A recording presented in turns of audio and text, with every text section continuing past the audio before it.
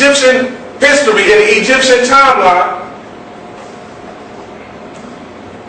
you got to think about it now.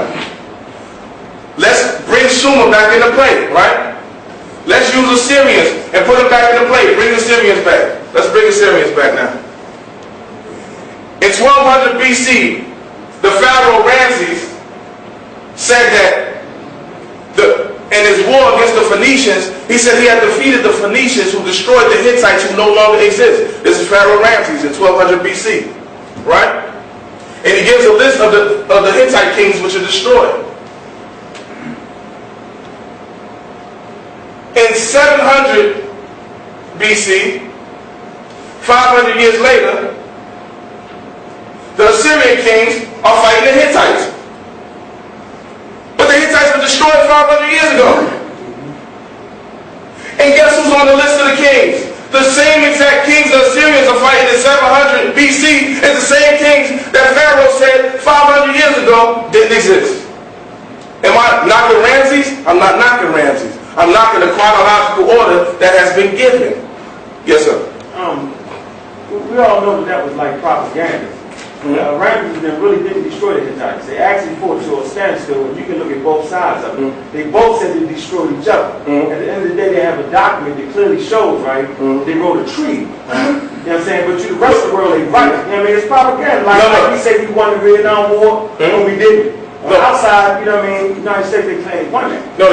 I'm agreeing with the Hittite battle, but I'm talking about when he fought the Phoenicians. Now, there's three different Ramses. You talking about Ramses? Which one are you talking about? I think Ramses the second.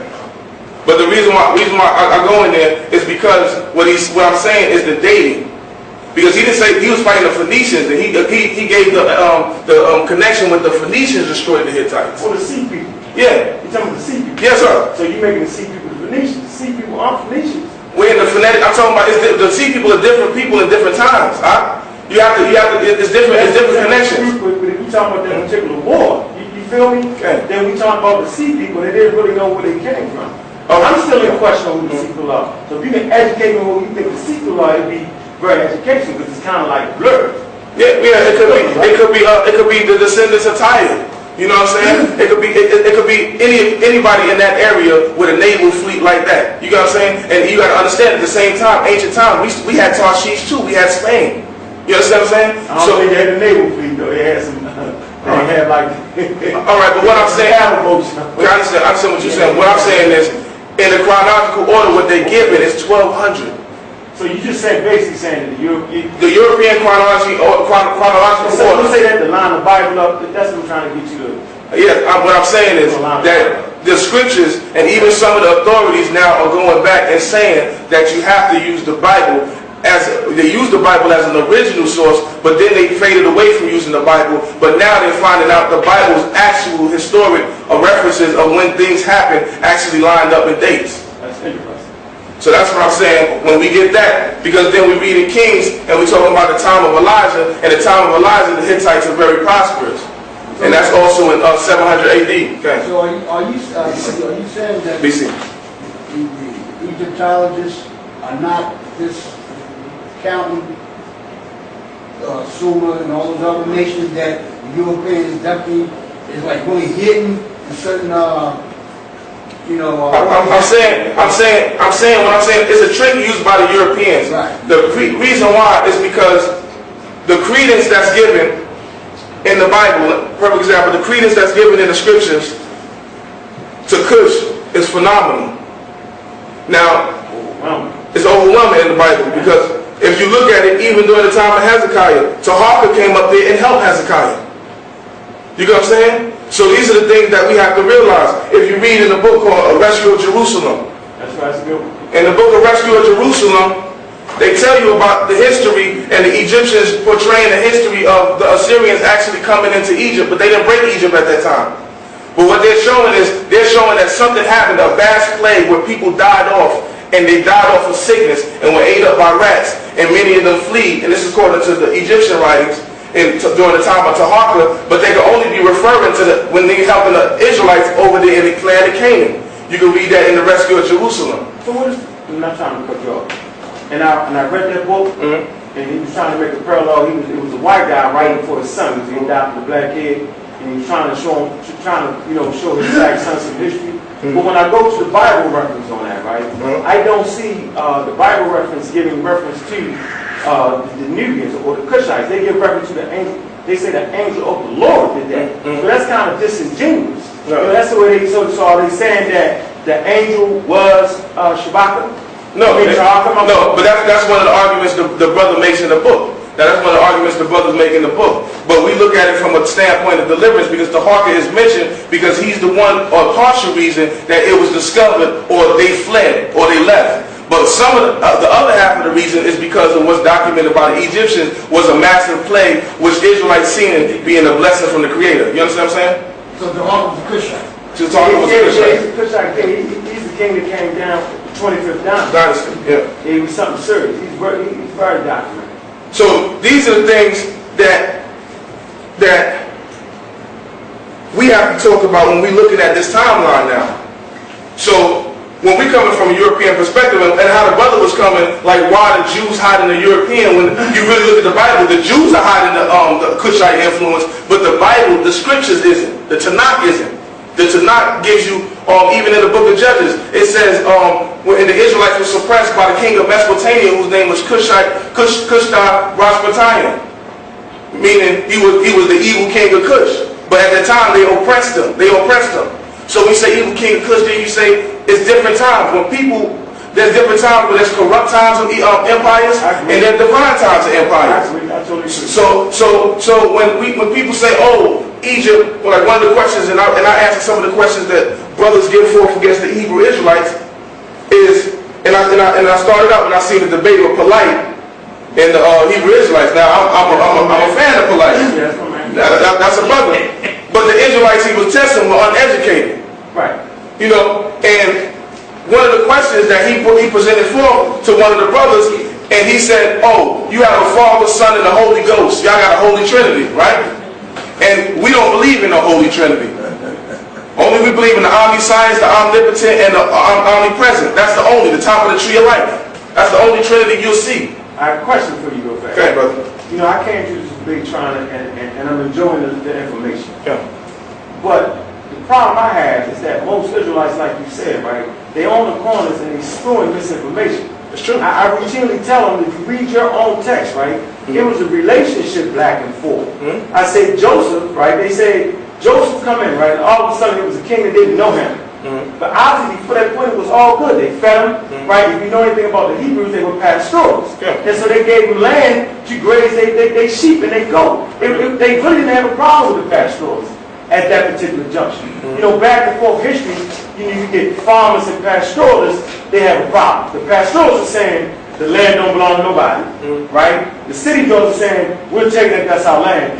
And lies the problem. We had that problem today in Africa. And so the problem I have is that Hebrews, they literally claim to hate Africa. And that's absurd because the text don't say that. It doesn't say. That'd be my problem. And I'm glad to say y'all not. I think, and that's the beauty of it. That's why when we started out, we showed a lot of the empires that the Israelites established in Africa, and Israelites even defended Africa. And there's a common debate on who Queen Kahina is. Now, Queen Kahina makes a statement, lions of Judah and lions of Africa stand up against the Arab oppression. She makes a statement herself. But the European Jews don't claim Queen Kahina because they can't claim a black woman being of them. So that's why. Where'd you get that statement at? Where's that statement at? It's Texas that. I'd like to see that. I can look up online and you can find it. It's many information that deal with Queen Kahina and Moorish connection. She's in West Africa or what? She was in Mali. She was in Mali. Queen Kahina. You see a picture of her. She's usually laid with the feathers, and she got like 2 lions with her. It's a famous picture. Yeah. She's the African queen that fought off, and she was murdered by the Arabs. Yeah. So what I was showing is the Ashanti tribe. You got the Igbo. You got a lot of these tribes in Africa who are Hebrew Israelites of origin. So how do you? And that's my problem, right? How do you? I think it's a book, Hebrew Israel of West Africa. Right here, brother. Right? Yeah, I'm going to get that book, right? So I don't really want to get too tough with that right now because I haven't really read the text. But the problem I really have with that is that, like, they show certain connections with the God Yah. You know what I'm saying? Yeah. And they claim that's a Hebrew origin. But the reality is the actual language that quote-unquote Semitic Hebrew speak is really originating in Africa. Yes, sir. And so it's really in reverse. You get me? So really, y'all will come out of an older, pre-existing African language. They call it Afro-Asiatic. And Afro-Asiatic first pops up. In Sinai Peninsula in the coal mines. Ethiopia. No. That's the writing. I'm not talking about that. All right. That's some of the actual spoken language. Right? It originates, according to Mark Bunnell, right, the fellow white scholar, it originates in Africa. Matter of fact, we don't even like to call it Afro-Asiatic. It's an African language.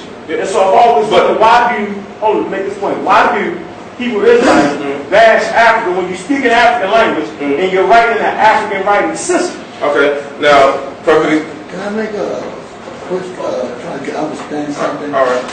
You keep calling it an African language. Let's get off the African, because that word's not even there. Could we say maybe Hamitic versus Shemitic language? No, we can't say Hamitic either. That would be the same. That would be the same thing. That's the same thing. We shouldn't use Hamitic. Because Africa is a land where Hamitic is people. Lands don't speak, people do. No, listen to me. When you say Africa, I'm looking at a country That's or fine. a land. That's okay? great. But lands don't speak. But aren't people named after the land? Brother, I'm not arguing. I'm not. I know you're not. I know that's not your I just point. want to get clarification. I use the word Africa because we're more familiar with it, right? But on a historical term, we know that Africanus, right? Scipio Africanus, Who called it that? he defeated the Carthaginian Hannibal, and he took on that name. And so that name really starts in Africa, though. Yeah. Right? You read your boy. What was your boy? He wrote the from Timbuktu. And I don't like that he making up stuff, but on that he even takes it back to y'all scriptures saying a particular tribe where the word Africa comes from. So it's an African word now. It is. They have a lot. It's a lot of different origins. You should read Brother Sabu Temp's work on that, and he gives it like it's really talking about a confederation of different African groups. Okay. You feel me? So I use that word for familiarity, but Ham, that's not. No one called himself Ham during that time. That's what y'all doing because y'all familiar with that term. So we're doing the same thing at the point of time. So way before, because like the name Africa was presented from a man at one time of his time. Is that true? No, it was because if I say I come in this room and I feed y'all, and I say, brother, Uncle Hebrew, meaning in Roman times, whenever you compliment somebody, you would take on their name. So he took on a black person, he took on Hannibal's name. Yeah, but The white way before people. Africa, way before the white people, that name was named something totally different than that. It wasn't called. They don't know what the name is. I think this discussion is not on. You're right, not on top. Yeah. The brother Ark asked a question. Why do we hate Africans? And like I said, we don't hate Africans. No, you don't. No. I'm saying you stepped. And he said because our language is a